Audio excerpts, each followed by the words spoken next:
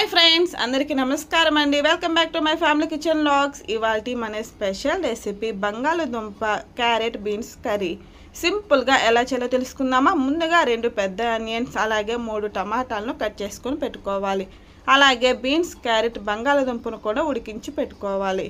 ఇప్పుడు స్టవ్ వెలిగించి కడాయి పెట్టుకొని 2 టేబుల్ స్పూన్స్ ఆయిల్ వేసి హీట్ అయిన తర్వాత 1 టీ స్పూన్ ఆవాలు, జీలకర్ర వేసి వేపుకోవాలి. ఆ తర్వాత కట్ చేసుకున్న ఆనియన్స్ కూడా వేసుకొని ఎర్రగా వేపుకోవాలి.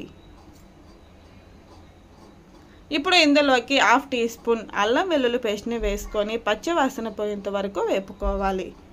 ఆ తర్వాత కట్ చేసుకున్న టమాటా ముక్కలు కూడా వేసి కలిపేసేయండి. బాగా పండిన టమాటాలు తీసుకోండి, గ్రేవీ చిక్కగా వస్తుంది, అలాగే టేస్టీగా కూడా ఉంటుంది. ఇప్పుడు ఇందులోకి 1/2 టీ స్పూన్ పసుపు, కొంచెం రాళ్ళ ఉప్పు వేసి కలిపేసేయండి. మనం ఈ స్టేజ్లో ఉప్పు వేయడం వలన టమాటాలు సాఫ్ట్గా మగ్గుతాయి, అలాగే త్వరగా కూడా మగ్గుతాయండి. ఇప్పుడు ఇందులోకి 2 టీ స్పూన్స్ కారం, 1 టీ స్పూన్ వేయించిన ధనియాల పొడి వేసి కలిపేసేయాలి.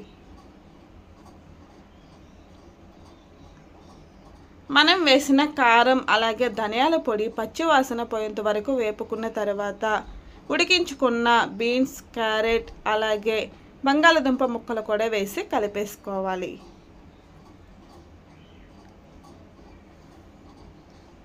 బ్యాచిలర్స్ కానీ అలాగే వంట రాని వారు కూడా చాలా ఈజీగా చేసుకోవచ్చండి. ఇందులో మనం ఎక్కువ మసాలాలు కూడా వేయడం లేదు కాబట్టి హెల్త్కు కూడా చాలా మంచిది. ఇప్పుడు ఇందులోకి గ్రేవీకి తగినంత వాటర్ని వేసి కలిపేసేయాలి. మనం ఆల్రెడీ బీన్స్, క్యారెట్ అలాగే బంగాళదుంపను ఉడికించుకున్నాం కదా, కాబట్టి ఎక్కువ వాటర్ అవసరం ఉండదండి. ఇప్పుడు ఇందులోకి సన్నగా తరిగిన కొత్తిమీర వేసి కలుపుకోవాలి.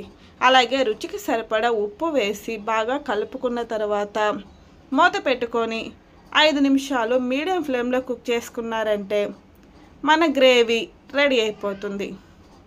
చాలా అంటే చాలా సింపుల్ కదా.